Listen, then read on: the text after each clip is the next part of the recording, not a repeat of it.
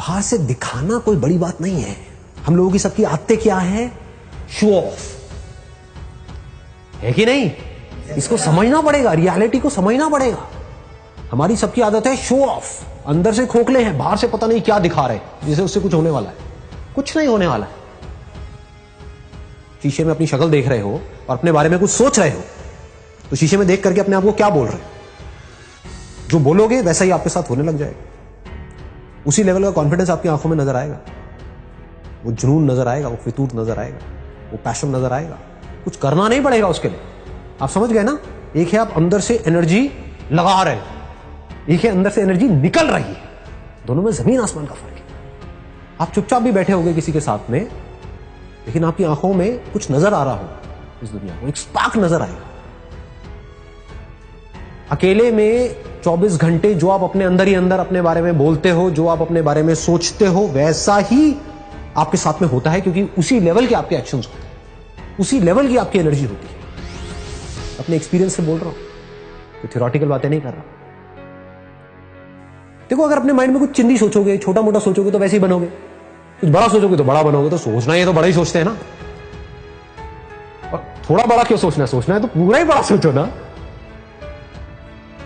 मतलब मेरे अंदर कुछ हिडन पावर्स हैं, जो हो सकता है भी मुझे खुद को भी पता नहीं है, मैंने उसको डिस्कवर नहीं किया है, लेकिन है, इसमें कोई शक नहीं, क्योंकि कोई भी किसी से कम नहीं है। मेरा जो आउटलुक है, यानी कि मेरी जो खुद की नजर है खुद को देखने की, वो ये है, और वही मैटर करती है। दुनिया की नजर में आप बहुत बड़े सेलिब्रिटी बन गए, उसके बाद में डिप्रेशन की गोलियां खा रहे हो बैठ करके, या फिर अपनी लाइफ से दुखी हो। क्यों हो रहा है ऐसा? क्योंकि वो खुद को अपनी नजर से नहीं देख रहे हैं, दुनिया की नजर से देख रहे हैं। दुनिया कभी उनको चढ़ा देती है, कभी गिरा देती है। दुनिया का तो काम ही यही है। और काम क्या है? दुनिया का और कोई काम है क्या? काम ही यही है। उनको मजा ही इसी में आता है।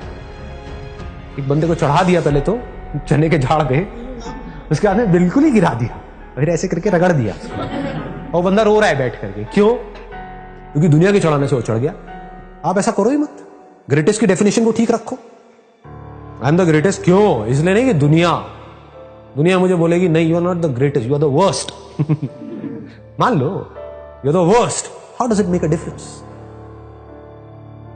दुनिया से मेरे को कोई मतलब ही नहीं है। मेरे को खुद ये देखना है कि मैं खुद अपनी नजर में क्या हूं।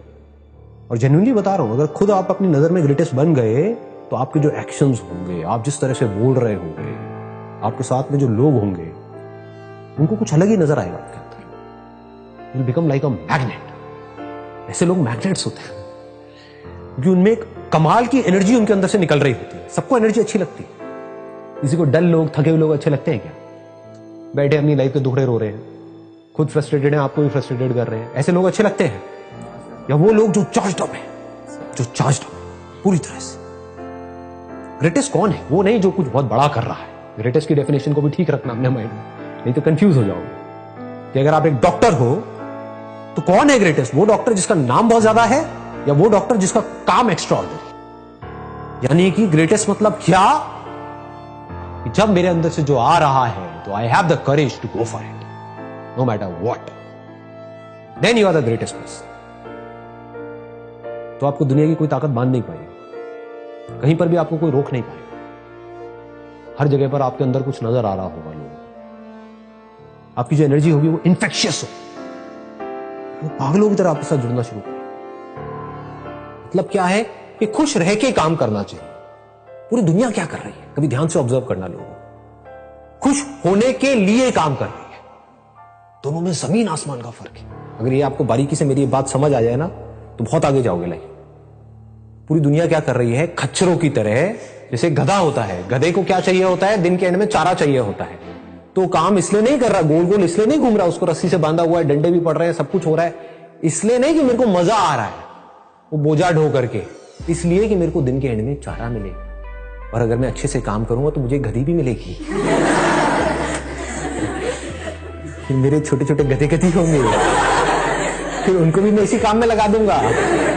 ये दुनिया की हालत है। जबकि एक्चुअल में लाइफ क्या है?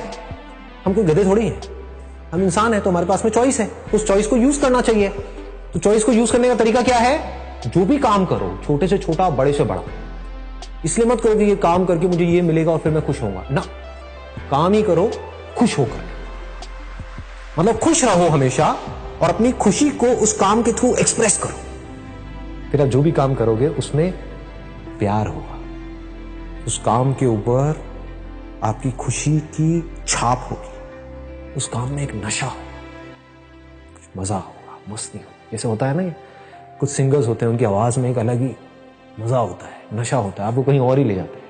यू ट्रांसेंड का मतलब होता है कि आप कहीं और ही चले गए, किसी और ही दुनिया में चले गए, सब भूल गए, अपने सारे दुख भूल गए कुछ देर के लिए, जब तक उसका गाना सुन रहे हैं, उसकी आवाज सुन रहे हैं। तो आपकी आवाज में, आपके काम में, आपके एक्शंस में, आपकी आंखों में कुछ होगा। एक है आप खुश होने के लिए काम करो, एक है खुश रहो और अपनी उस खुशी को एक्सप्रेस करने के लिए काम करो। दोनों में जमीन आसमान का फर्क है। तो आपको ये दूसरे ऑप्शन को पकड़ करके रखना है। अगर इसको समझ पाओ तो बड़ा मजा आएगा, लाइफ में वैसे भी बहुत आगे तक जाओ। इसको भी याद रखना लाइफ में, ये बहुत इंपॉर्टेंट है, इसीलिए मैं इस पॉइंट को यहां पर टच कर रहा हूं। कहीं माइंड में ऐसे कोई नोशंस नहीं बनाने हैं कि बिल्कुल ही आप जिसे कहते हैं ना घोचू बन जाओ लाइफ में, कि बस सुबह से रात तक पढ़ते ही रहना है, पढ़ते ही रहना है, पढ़ते ही रहना है। अबे करोगे यार इतना पढ़ करके, मतलब कुछ बन भी गए तो उससे हुआ क्या, वो सब फ्यूचर में है। करना क्या है, बैलेंस बनाना है, पढ़ना है, लेकिन साथ साथ में ये नहीं कि हम लाइफ को एंजॉय ना करें, क्योंकि एक बार जैसी आदत पड़ गई वैसी पड़ जाएगी। ये मत समझो कि मैं वो बंद करके एंजॉय करूंगा, आदत की बात है ये। अगर मस्त रहने की आदत है तो है, जैसे मेरी आदत से नहीं है, स्कूल टाइमिंग से ही है, तो मस्त रहने की आदत है तो है। अब इससे आपको जवाब मिल जाएगा कि लाइफ में बैलेंस कैसे बनाते हैं।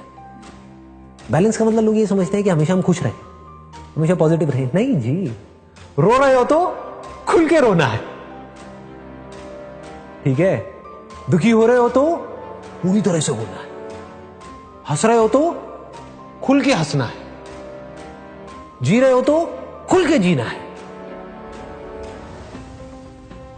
मतलब कि लाइफ बहती रहती है, बहती हुई नदी के जैसी है जिंदगी बच्चों की।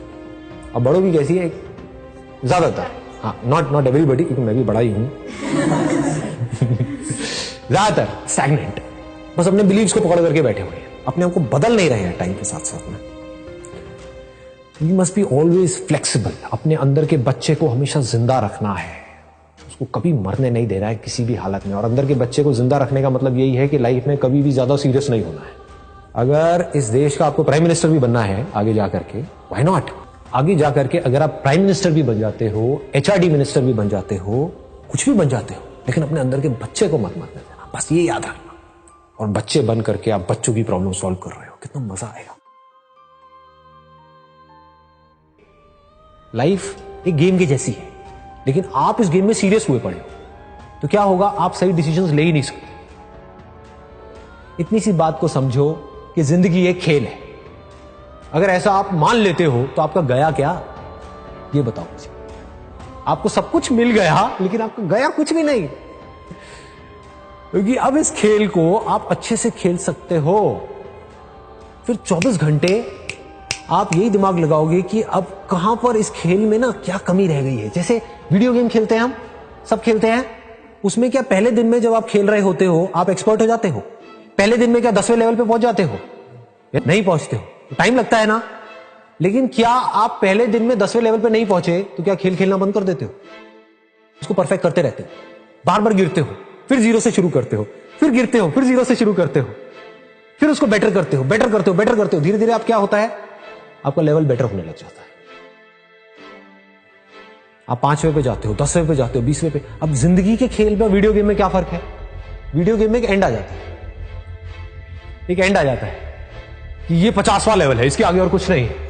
जिंदगी के खेल में कोई एंड ही नहीं है, there is no end, and that is the beauty of life. That perfection is just a word which does not exist in reality. That is the beauty of life. नहीं तो मैं करता क्या, समझ रहे हो? नहीं तो आप करोगे क्या? अगर परफेक्ट हो गए तो अब खेल में मजा ही नहीं रह गया।